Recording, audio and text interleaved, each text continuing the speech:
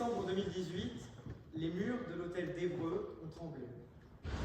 Anciennement résidence de Madame de Pompadour, il est désormais palais de l'Élysée, devenu la résidence officielle du président de la République, ou devrais-je dire, du monarque présidentiel.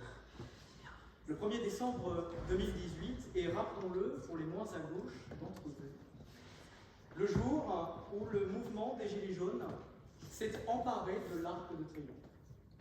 Alors que la violence se déchaînait de l'autre côté de la Seine, des hôtels particuliers du très prestigieux 7e arrondissement ont même été brûlés, et nous avons évidemment à cet instant une pensée de compassion pour Rachida Dati.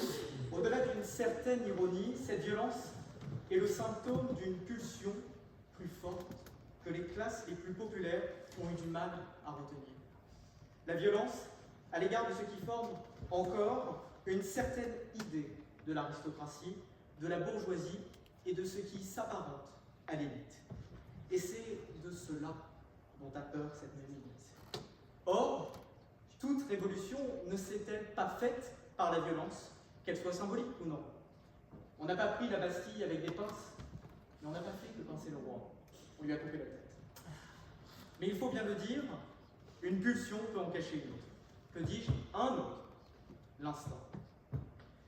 Au moment du Covid, nous avons été, devrais-je dire ironiquement, du moins mélancoliquement, étonnés de voir de nombreuses personnes acheter en masse du papier toilette face à la fin du monde annoncée sans doute par le professeur Raoult.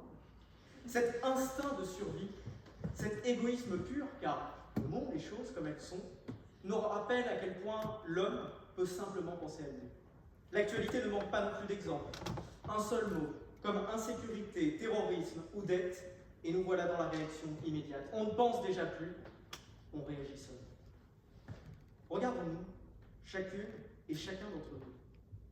Avant de penser, avant de réfléchir, avant même de choisir, nous réagissons. Un bruit sec, et nous sursautons. Un mouvement brusque, et nous nous crispons.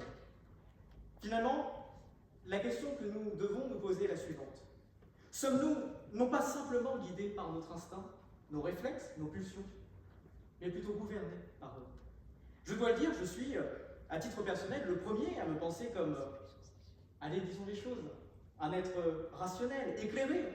Je suis convaincu que, comme beaucoup d'entre vous, partout dans cette salle, dans ce lycée, je ne me sens pas nécessairement guidé par des pulsions.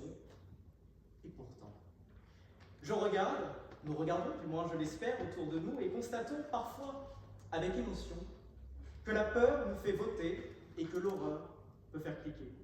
Les réseaux sociaux sont au cœur de cette machine infernale. Plus c'est horrible, plus ça monte. Et paradoxalement, plus ça fait peur, plus cela rassemble.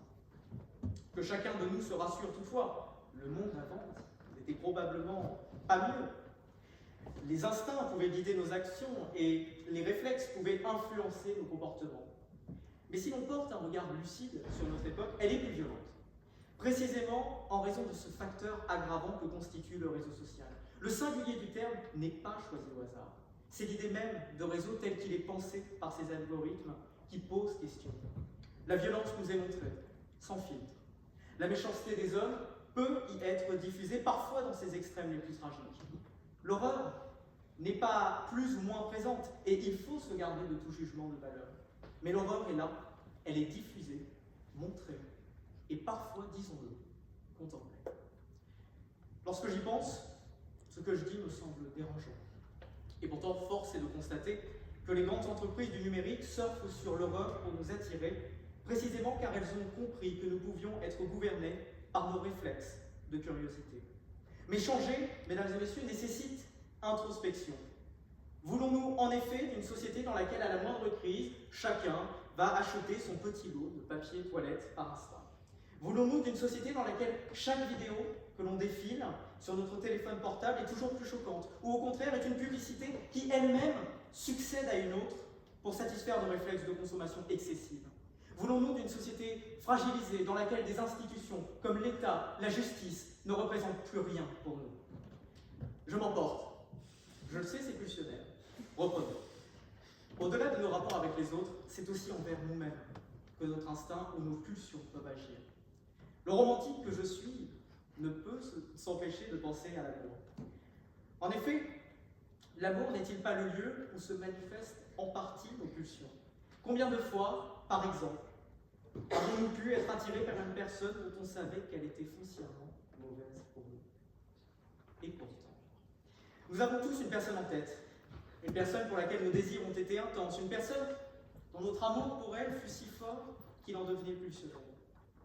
Pensez à cette personne que vous avez tant aimée et que sans doute aimez-vous peut-être encore. Or, quand je dis aimer, je ne parle pas d'une banale histoire vide de sens. Quand je dis aimer, je pense à la manière dont Dante aime Béatrice, à la manière dont Bonnie vit pour Clyde, à la manière dont Thésée est fasciné par Ariane. Pensons à cette personne. Je le sais, cela fait mal, on s'imagine être libre, mais l'amour nous prouve à chaque instant de notre existence sa force. Il ne tient qu'à nous de le reconnaître. C'est avec cette réflexion sur vous-même que je m'apprête à conclure cette intervention en vous disant qu'il n'est pas excessif de considérer que nous sommes gouvernés par notre instinct, guidés par nos pulsions et trop souvent emportés par nos réflexes. Le reconnaître, c'est déjà s'en affranchir. Et de manière plus personnelle, si vous me le permettez, je peux l'admettre, si vous pensez que ce discours a été fait en partie d'une manière pulsionnelle, alors je plaide.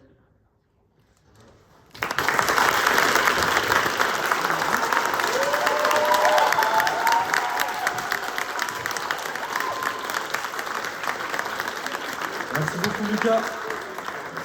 Et on va accueillir